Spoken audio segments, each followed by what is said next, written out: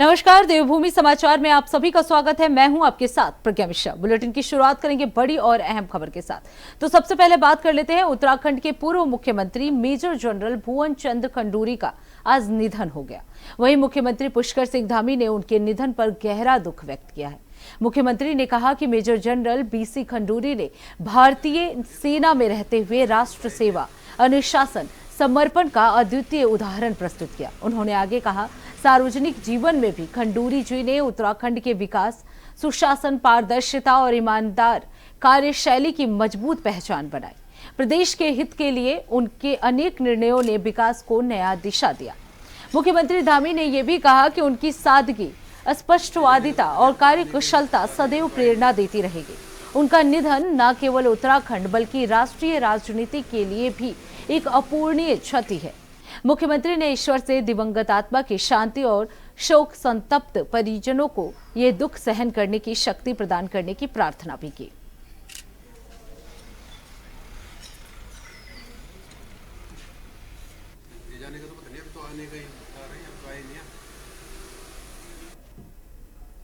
अब रुक कर लेते हैं अगली खबर की। उत्तराखंड की राजनीति से बेहद दुखद खबर आज आई। आपको बता दें, उत्तराखंड के पूर्व मुख्यमंत्री और पूर्व केंद्रीय मंत्री मेजर जनरल बीसी खंडूरी का निधन हो गया। बताया जा रहा है कि वो लंबे समय से अस्वस्थ चल रहे थे और बीमारी के बाद उन्होंने आज अंतिम सांस ली। बीसी खंडूरी उत्तराखंड की राजनीति के एक वरिष्ठ और सम्मानित नेता रहे। उन्होंने राज्य के मुख्यमंत्री के रूप में भी जिम्मेदारी संभाली थी और केंद्र सरकार में भी मंत्री पद पर कार्य किया था।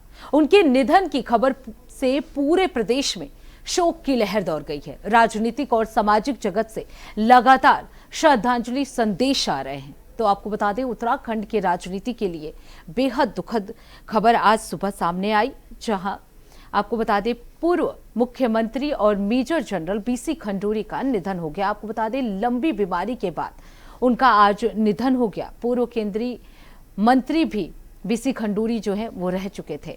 तो आपको बता दें, आज उत्तराखंड या राष्ट्रीय राजनीति के लिए भी एक बड़ी और अपूरणीय क्षति जो है वो मानी जा सकती है। बीसी खंडूरी का आज निधन हो गया। आपको बता दें, लंबे समय से वो बीमार चल रहे थे।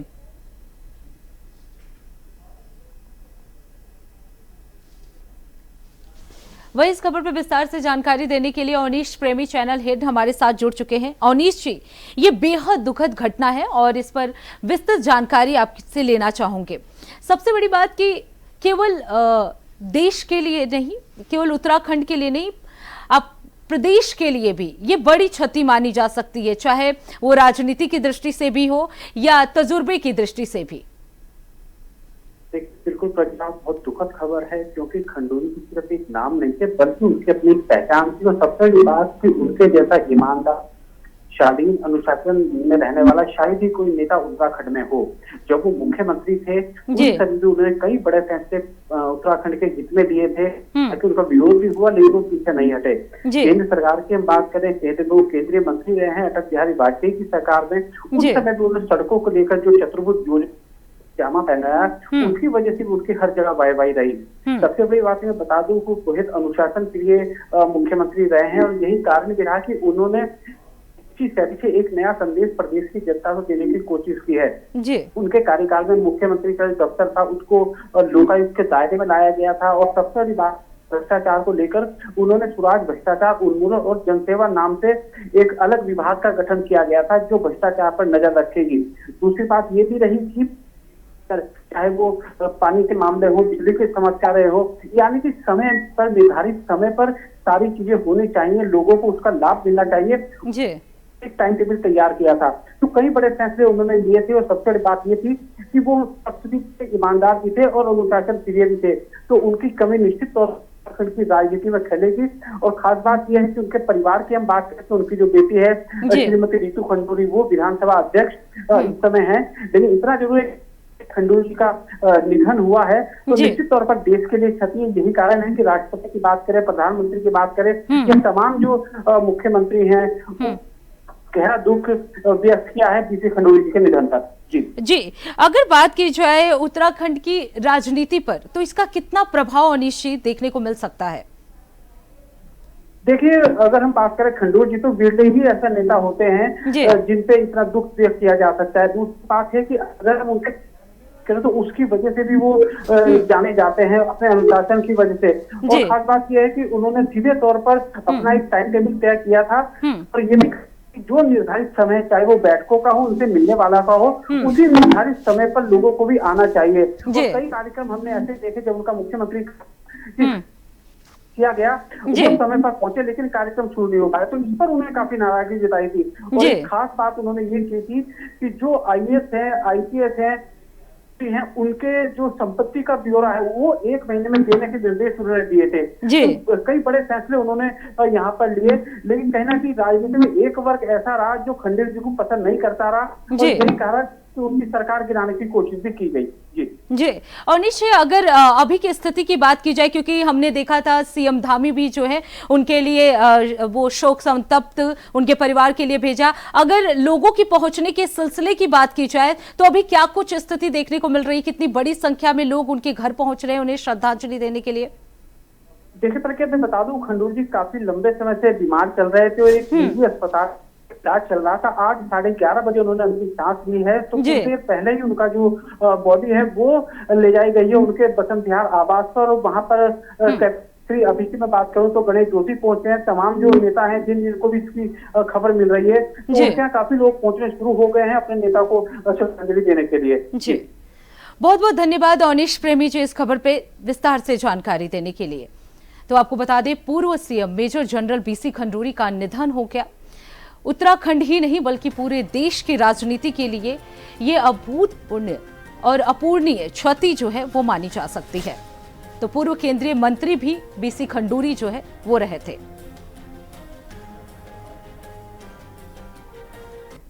तो फिलहाल रुकते एक छोटे से ब्रेक के लिए, ब्रेक के बाद जल्द लौटेंगे। देखते रहिए देवभूमि समाचार।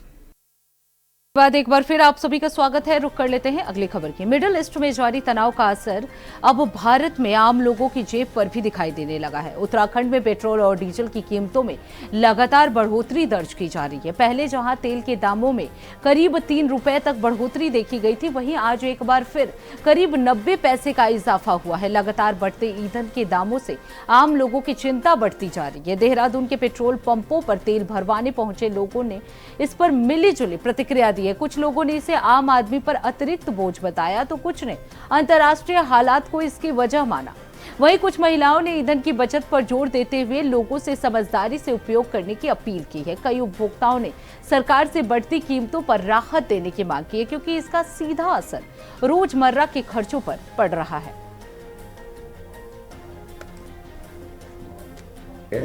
और जो जितनी हमारी इतनी कमाई नहीं है, जो हम कमाते हैं वो सारा खर्च हो जाता है। और तेल पे भी पैसे बढ़ गए हैं। हमारी इतनी आमदनी नहीं है जो हम अपना घर पूरा इस्तेमाल सही तरीके से चला सकें। बच्चों की फीस भी भरनी पड़ती है और हर चीज़ की महंगाई इतनी हो रही है जो बिल्कुल हद पार हो गई है। जो राष्ट्र हित में अगर हमारी सरकार कुछ ऐसा स्टेप लेती है, कुछ ऐसे पॉलिसीज़ बनाती है जो राष्ट्र हित में हो, और हमारे जो पॉलिसीज़ हैं वो बहुत सोच समझ के बनाई जाती हैं। ठीक है, ये कमोडिटी है, बहुत ज़रूरी चीज़ है। हर आदमी, आम आदमी, खास आदमी इस चीज़ को इस्तेमाल करता है। देखना क्या है सर, बस सबके साथ है, सबका हुआ है, क्या कर सकते हैं इसमें। हमारा तो कुछ हुआ है नहीं इससे। तो लोगों में रोज़ तो है ही इस चीज़ का, तो है ही, क्या कर सकते। आगे देखे आने वाले टाइम में इसका वो होगा। हाँ, हम काम कर रहे हैं, हम बचाने की बहुत कोशिश कर रहे हैं। हम ज़्यादा नहीं जा रहे हैं बाहर, ज़्यादा कोशिश कर रहे हैं कि हम घर पे ही रहे। इतने समय से तो बढ़ा नहीं था, जो भी बढ़ा है वो देश हित में ही होगा, तो ये कह सकते हैं। और जहाँ भी है सरकार के साथ में यही बोला जा सकता है। अब रुक कर लेते हैं अगली खबर की। अल्मोड़ा से बड़ी खबर सामने आ रही है, जहां पंडित दीनदयाल उपाध्याय प्रशिक्षण अभियान के तहत भारतीय जनता पार्टी का 2 दिवसीय प्रशिक्षण वर्ग शुरू किया गया। इस प्रशिक्षण वर्ग का शुभारंभ दर्जा राज्य मंत्री और अल्मोड़ा प्रशिक्षण वर्ग प्रभारी सुरेश भट्ट और बीजेपी प्रदेश महामंत्री और मुख्य वक्ता कुंदन परिहार ने संयुक्त रूप से दीप प्रज्वलित कर किया। इस मौके पर जिला, ब्लॉक और मंडल स्तर के पदाधिकारी भी बड़ी संख्या में मौजूद रहे।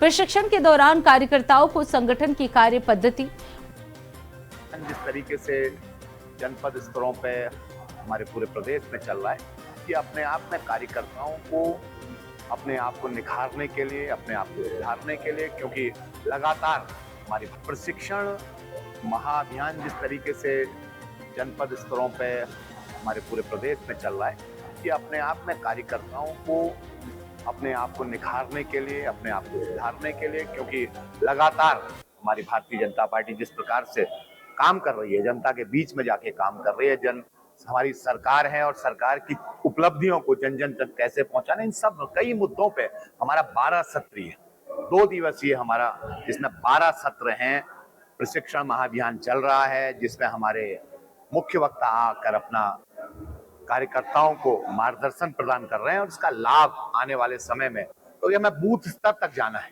पंडित दीनदयाल उपाध्याय महाप्रशिक्षण अभियान के तहत अभी तक हमने उत्तराखंड में अपने संगठनात्मक जो जिले हमारे 19 हैं, उनमें से 18 जिलों के प्रशिक्षण वर्ग संपन्न करा दिए हैं। आज हमारा यह 19वां जिला अल्मोड़ा का प्रशिक्षण वर्ग यहाँ पर प्रारंभ होने जा रहा है। हम समझते हैं कि कार्यकर्ता इस प्रशिक्षण वर्ग के माध्यम से अपनी सोच और समझ को अधिक विकसित करते हुए व्यक्ति निर्माण से लेकर के संगठन निर्माण और संगठन निर्माण से राष्ट्र निर्माण की जो अवधारणा इस प्रशिक्षण की है। अब रुक कर लेते हैं अगली खबर की। पौड़ी जनपद के ग्राम चवत में सीसी मार्ग निर्माण कार्यों को लेकर वित्तीय अनियमितताएं और घटिया निर्माण गुणवत्ता का मामला सामने आया। ग्राम प्रधान ने मुख्य विकास अधिकारी से शिकायत कर आरोप लगाया कि एक ही सीसी मार्ग का भुगतान 2 अलग अलग मदों, विधायक निधि और राज्य वित्त योजना से लिया गया। शिकायत के साथ संबंधित दस्तावेज भी सौंपे गए। ग्राम प्रधान का कहना है कि सड़क निर्माण बेहद खराब गुणवत्ता का हुआ है, जिसके चलते 6 महीने के भीतर ही मार्ग उखड़ने लगे हैं। इससे ग्रामीणों को आवाजाही में परेशानी और दुर्घटनाओं का सामना करना पड़ रहा है। मुख्य विकास अधिकारी ने मामले की जांच के लिए टीम गठित करने और दोषियों पर सख्त कार्रवाई का आश्वासन दिया है।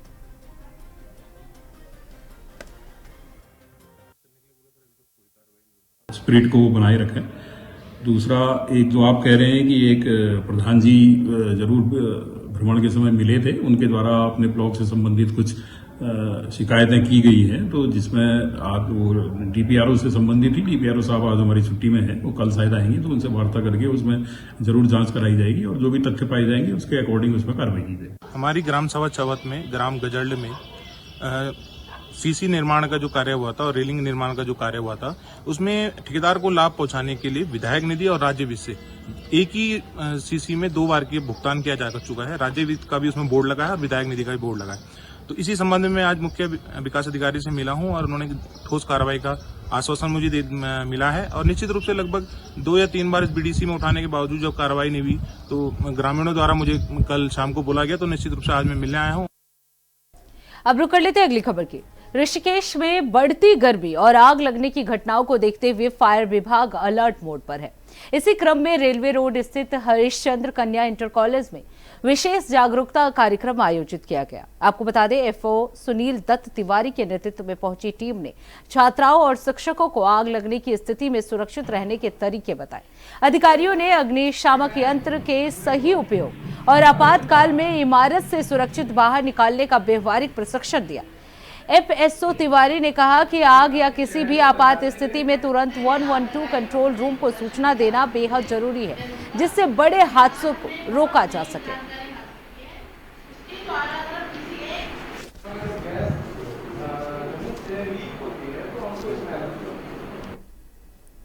अब रुक कर लेते अगली खबर की। नैनीताल में प्रशासन ने अवैध नियमों के विपरीत संचालित होम स्टे के खिलाफ बड़ा अभियान चलाया। जिलाधिकारी ललित मोहन रयाल के निर्देश पर एडीएम विवेक कुमार राय के नेतृत्व में विभिन्न पर्यटन क्षेत्रों में जांच की गई। अभियान के दौरान 238 होम स्टे का निरीक्षण किया, जिनमें 35 बिना पंजीकरण के संचालित पाए गए। वहीं आपको बता दें, 123 होम स्टे बंद या होटल की तर्ज पर नियमों के खिलाफ चलते मिले। जांच में सामने आया कि कई संचालक खुद मौके पर नहीं रहते और होम स्टे को किराए पर देकर होटल की तरह चला रहे हैं। प्रशासन ने नियम तोड़ने वालों को सख्त चेतावनी दी है।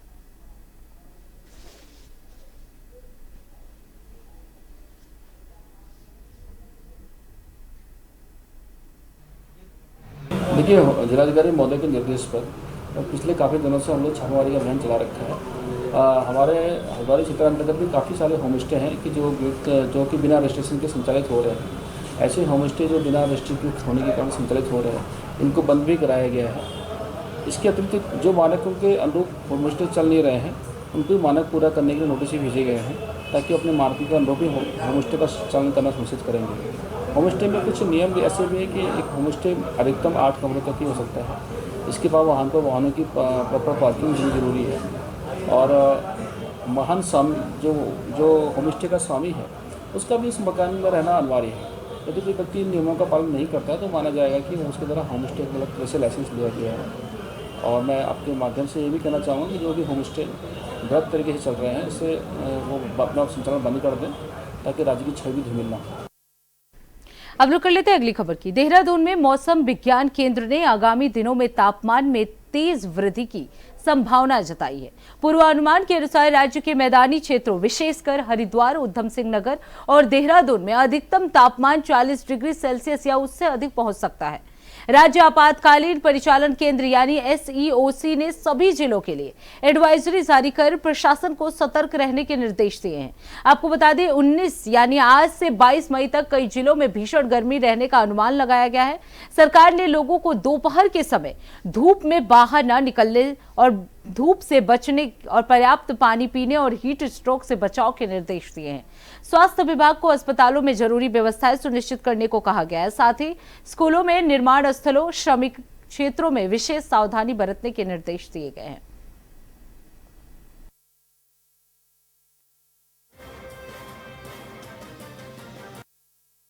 अब रुक कर लेते अगली खबर की। जनपद उधम सिंह नगर के जसपुर विधायक आदेश चौहान देर रात अपने समर्थकों के साथ सुतमिल चौकी पहुंचे और धरना शुरू कर दिया। ये घटना उस समय हुई जब 4 महीने पहले हुई एक चोरी की जांच के तहत फहीम अहमद और उनकी पत्नी से पूछताछ की जा रही थी। विधायक आदेश चौहान ने बताया कि उन्हें चौकी बुलाने का फोन आया, लेकिन महिला पुलिसकर्मी की अनुपस्थिति के कारण उनसे जानकारी नहीं मिल रही थी। उन्होंने कहा कि यह कम्युनिकेशन गैप के कारण हुआ और इस पर कार्रवाई की जरूरत है। विधायक ने प्रशासन और पुलिस से स्पष्ट किया कि गरीब व्यक्ति भी गलत नहीं माना जाना चाहिए और महिला मामलों में महिला सिपाही या दरोगा की उपस्थिति जरूरी है। पुलिस ने विधायक से बातचीत कर मामले को सुलझाया, जिसके बाद वो अपने समर्थकों के साथ वापस लौट गए। मुझे आता है महुआ डाल, क्योंकि ये जनवरी में कोई घटना घटनी है चोरी जसपुर में, वो पुताई वाले बार होगा। तो जनवरी में जो कोतवाल थे, SSI थे, सबने उठाया पूछताछ। उसी को लेके आज मुझे फिर आता है साहब हमें चौकी बुलाया जा रहा। तो मैंने कहा भाई आपको डर कर नहीं तो डर नहीं, आप जाइए। तो 6-14 पे पुलिस वाले हैं, उन्होंने फ़ोन किया एक महिला को कि आपको चौकी बुलाया गया है सूत मिल। वो सूत मिल चौकी आ जाती है। उसके बाद लगभग 10 बजे मुझे फ़ोन आता है कि साहब महिला को छोड़ा नहीं। तो मैं कोतवाल साहब को फ़ोन करता हूँ। तो मैंने हुआ क्या है कि एक घटना जसपुर में घटी आज, क्योंकि इन्होंने शहर में अतिक्रमण जो करा, जबकि आज मंडे था, तो उसकी बात चल पड़ी। तो मैंने कहा कोतवाल साहब आप SDM को, तहसीलदार को, व्यापार मंडल को विश्वास में लीजिए और सबको कहिए। मैं भी कोई नहीं चाहता कि अतिक्रमण हो या स्थायी हो स्थायी। तो मैंने कहा भाई वो महिला आपने क्यों नहीं छोड़ी? तो उनका क्या तर्क था कि मैंने तो बुलाया। अब रुक कर लेते हैं अगली खबर की। हरिद्वार में सड़क किनारे खड़े भारी वाहनों को लेकर स्थानीय लोगों में नाराजगी बढ़ गई है। All over transport welfare association के प्रदेश अध्यक्ष कुंवर राव अखलाक ने ट्रांसपोर्टरों को सख्त चेतावनी दी गई है। उन्होंने कहा कि सलेमपुर, दादुरपुर और बहादुराबाद जैसे क्षेत्रों में सड़क के दोनों ओर खड़े ट्रक स्कूल बसों और आम जनता के लिए गंभीर खतरा बन चुके हैं।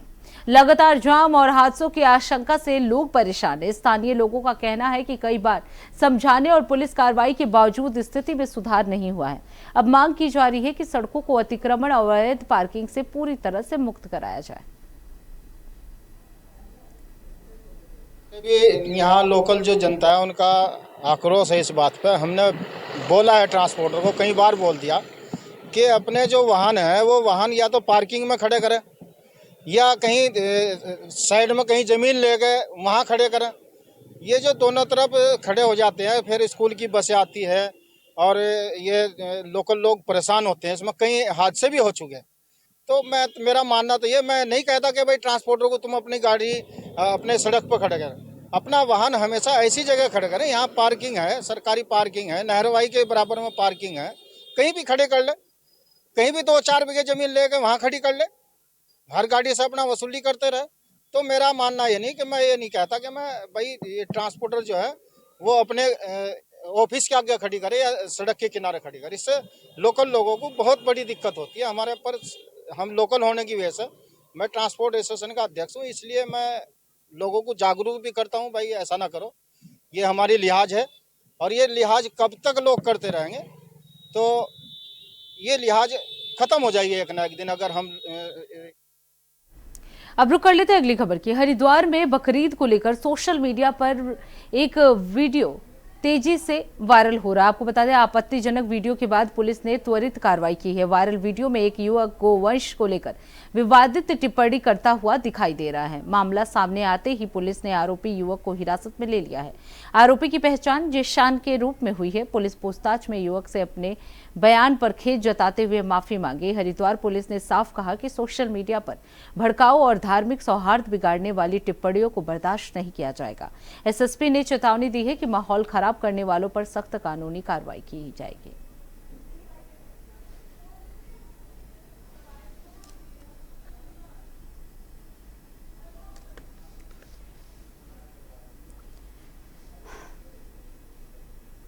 तो इसी के साथ देवभूमि समाचार में बस इतना ही। देश दुनिया की तमाम बड़ी खबरों के लिए देखते रहिए इंडिया वॉइस। तब तक के लिए नमस्कार।